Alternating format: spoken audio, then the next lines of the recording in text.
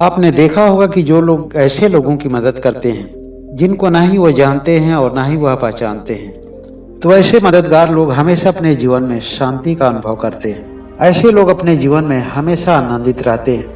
हो सकता है आप लोग भी कभी महसूस किए होंगे, कोई प्यासा आदमी आपके दरवाजे पर आता है और उसे आप एक गिलास पानी पिलाकर आप जो उसकी प्यास को तृप्त करते हैं और जो उसके चेहरे पर प्रसन्नता भाव आता है, ऊर्जा भरे दो शब्दों से जब वह आपको धन्यवाद देता है, तो उस वक्त कैसा लगता है जरूर महसूस किए होंगे, क्योंकि इसके पीछे एक बहुत बड़ा विज्ञान काम करता है जिसे एक सामान्य आदमी नहीं समझ पाता है।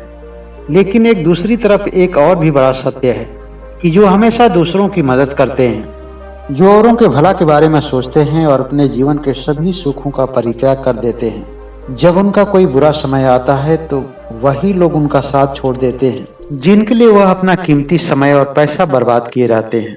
एक बौद्ध सन्यासी एक गांव में लोगों को उपदेश दे रहे थे। उपदेश सुनने वाले लोगों में से एक व्यक्ति खड़ा होकर बोला कि गुरुदेव, आज हम लोगों को वह ज्ञान दीजिए जिससे हम लोग जान सकें कि हम लोगों के मन में किसी भी परिस्थिति में औरों के प्रति दुर्भावना नहीं आ सके। प्रतिकूल परिस्थितियों में भी हम दूसरों के बारे में सोचने से और अच्छे कर्म करने से पीछे न हटें। तब महात्मा जी ने ज्ञान उपदेश देते हुए कहा कि मानव जीवन का उद्देश्य ही होना चाहिए अपने मन, वचन और काया से औरों के हित के बारे में सोचना है, विशेष रूप से उनके बारे में जिसका आपके जीवन में कोई ना कोई योगदान रहा हो। महात्मा जी अपने बातों को सही तरह से समझाने के लिए एक छोटा सा किस्सा कहते हैं। गांव के बाहर एक बरगद का बहुत बड़ा पेड़ था। वह बरगद का पेड़ बहुत ही विशाल था। उस बरगद के पेड़ पर बहुत सारे पक्षियों का निवास था। उस पेड़ पर कुछ गिद्ध पक्षी भी रहा करते थे। वह बरगद का पेड़ अपनी हरी भरी पत्तियों से सुसज्जित था। उस पर रहने वाले हर पक्षी अपने चारे के लिए दूर दूर के प्रांतों में जाते थे और पुनः शाम को लौट करके उसी बरगद के पेड़ पर विश्राम करते थे। एक समय की बात है कि उस क्षेत्र में एक बार अकाल पड़ा, जिसकी वजह से बरगद की हरी हरी पत्तियां सूखने लगी और कुछ ही समय में केवल बरगद की टहनियां बची। छोटे मोटे पक्षी तो उस जगह को बहुत पहले ही खाली कर दिए थे, लेकिन गिद्ध समूह के पक्षी इसलिए वहां टिके रहे क्योंकि उसमें एक वृद्धावस्था का गिद्ध था। जब भी गिद्ध समूह वहां से जाने की बात करते थे, वह बूढ़ा गिद्ध कहता था कि मैं इस स्थान को छोड़कर कहीं नहीं जाने वाला हूँ। जो हमेशा हम लोगों के जीवन के लिए सहयोगी बना, हम लोगों को जीवन देता रहा, हम लोगों को पाल पोस कर बड़े होने में अपनी अहम भूमिका निभाता रहा। इस अकाल परिस्थिति में और इस विकट परिस्थिति में हम भला इसे अकेले कैसे छोड़ दें। लाख समझाने के बावजूद भी वह बूढ़ा गिद्ध किसी की एक नहीं सुनी। तब उसी के परिवार के लोग और उसी के समूह के लोग उसे अकेला छोड़कर दूर के घने जंगलों में पनाह लिया, जहाँ बड़े बड़े वृक्ष थे, और वह बूढ़ा वृक्ष अकेले उस वृक्ष पर पड़ा रहा। दिन में वह चारा लाने के लिए दूर दूर तक जाता था, लेकिन शाम को उसी पेड़ पर लौट आता था। कुछ दिन के बाद वह पेड़ भी पूरी तरह से सूख गया। फिर भी उस गिद्ध के विचारों में कोई परिवर्तन नहीं हुआ।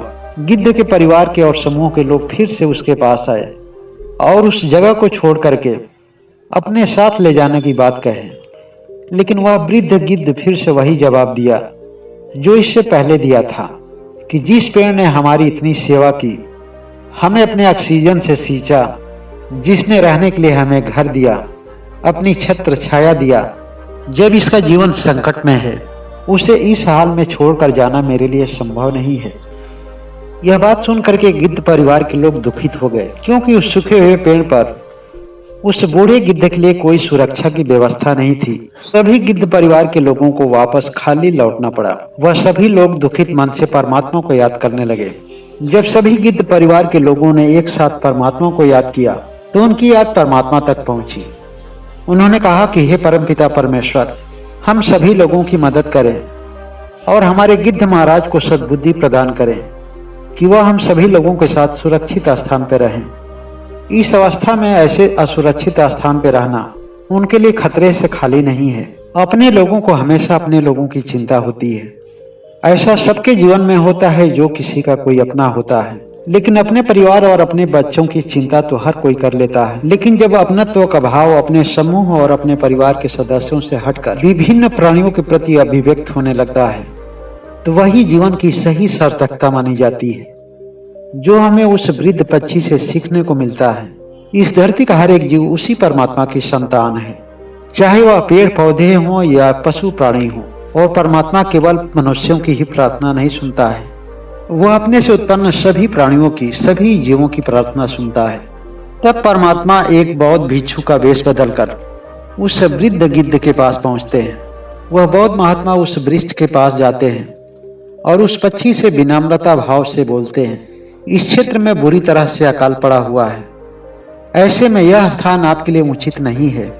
यह स्थान हर दृष्टिकोण से असुरक्षित है। एक गिद्ध महाराज, आपके अलावा इस क्षेत्र में कोई भी पशु प्राणी नहीं है, फिर आप अपने जीवन को संकट में क्यों डाल रहे हैं? अच्छा यही होगा कि आप इस स्थान को छोड़ करके सुरक्षित किसी दूसरे स्थान पर चले जाएं। मैं कहीं जा रहा हूँ, अचानक आप कोई सूखी हुई डालियों पर देखा, तब सहसा मेरे मन में आपको उचित सलाह देने का ख्याल आया।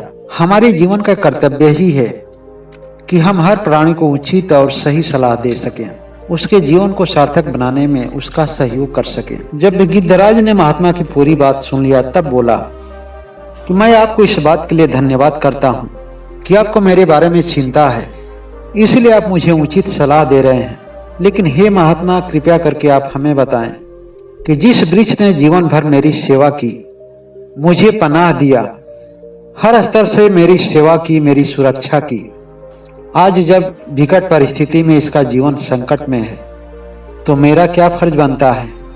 मेरे पास वो समर्थता तो नहीं है कि मैं इसे जीवन दे सकूं, लेकिन यह तो मेरे बस में है कि मैं इसका साथ दे सकूं। तब परमात्मा ने कहा, अर्थात बौद्ध भिक्षु ने कहा कि हे गिद्ध महाराज, आपके उच्चतम विचारों से मैं बहुत ही खुश हूँ। मैं आपको कोई वरदान देना चाहता हूँ। आप जो भी वरदान मांगना चाहते हैं मांगे, मैं आपकी इच्छित वरदान को जरूर पूरा करूँगा। तब गिद्ध पक्षी ने कहा कि हे महाराज, मुझे अपने लिए कोई भी वरदान नहीं चाहिए। अगर आपके पास कुछ देने की क्षमता है तो इस सूखे हुए वृक्ष को जीवन दान दे दें, ताकि यह फिर से पहले की तरह हरा भरा हो जाए। इसके अलावा मुझे कोई भी अपेक्षा नहीं है। उस गिद्ध पक्षी की बात सुनकर वह महात्मा अपने कमंडल से थोड़ा सा जल अपने हाथ में लेते हैं और एक मंत्र पढ़कर के उस वृक्ष पर फेंक देते हैं। वह वृक्ष क्षण भर में ही पहले की तरह हरा भरा हो जाता है।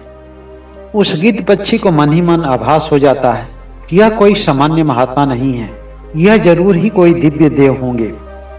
गिद्ध पक्षी उनको नमन करता है और उस पेड़ को जीवन दान देने के लिए कोटि कोटि बार आभार प्रकट करता है। यह जानकारी मिलते ही गिद्ध के सभी परिवार वाले और सभी समूह वाले वहां पहुंचकर सभी खुशी मनाते हैं और उस पेड़ पर जितने भी पक्षी पहले रहते थे सभी दोबारा उस पेड़ पर लौट आते हैं। और इस कार्य के लिए उस गिद्ध महाराज को सभी लोग आभार प्रकट करते हुए खुशी के मारे चारों तरफ आकाश में चक्कर लगाने लगते हैं, अपने अपने भाव में खुशियां मनाने लगते हैं, अपनी खुशियों का इजहार करने लगते हैं। इस कहानी के माध्यम से वह बौद्ध महात्मा सभी गांव के लोगों को यह संदेश देना चाहते थे कि धरती पर जन्म लेने वाले केवल उसी मनुष्य का जीवन सार्थक हो सकता है जिसे औरों के जीवन की चिंता होती है, जिनके मन में हमेशा उपकार के विचार चलते हों, हमेशा लोगों की मदद करना चाहता है। ऐसे लोगों के सामने परमात्मा को भी झुकना पड़ता है, ईश्वर को भी अपना रास्ता बदलना पड़ता है। सत्य, निष्ठा और निष्काम भाव से किया गया हर एक कर्म लोगों की नजरों में उसे चमत्कारी बना देता है, क्योंकि वह अपने लिए कभी नहीं जीता है। उसका जीवन तो और लोगों के लिए समर्पित होता है। दुनिया में ऐसे बहुत लोग देखने को मिलेंगे जिनकी अपनी कोई भी इच्छा नहीं है और कोई भी कामना नहीं है, फिर भी ईश्वर ने उन्हें हर तरह की सामर्थ्य प्रदान की है ताकि वह दूसरों की मदद कर सके। यह ज्ञानवर्धक कहानी सभी लोगों को यही शिक्षा दे रही है कि हर मनुष्य को अपने अपने स्तर पर परहित और परोपकारी कर्म करना चाहिए। यही जीवन की सही सार्थकता है। इसके अलावा बाकी दुनिया की सारी चीजें मिथ्या है जो इस नश्वर शरीर के साथ एक दिन नष्ट हो जाएगी। आप लोग भी अपने विचारों को अभिव्यक्त कर सकते हैं। ईश्वर आप सभी लोगों को स्वस्थ रखे, मस्त रखे। इस चैनल पर आने के लिए बहुत बहुत धन्यवाद। साथ में एक बात और कहना चाहेंगे कि जो लोग अभी तक इस चैनल को सब्सक्राइब नहीं किए हैं वह इस चैनल को जरूर सब्सक्राइब कर दें ताकि यह वीडियो और लोगों तक यूट्यूब आसानी से पहुंचा सके। धन्यवाद।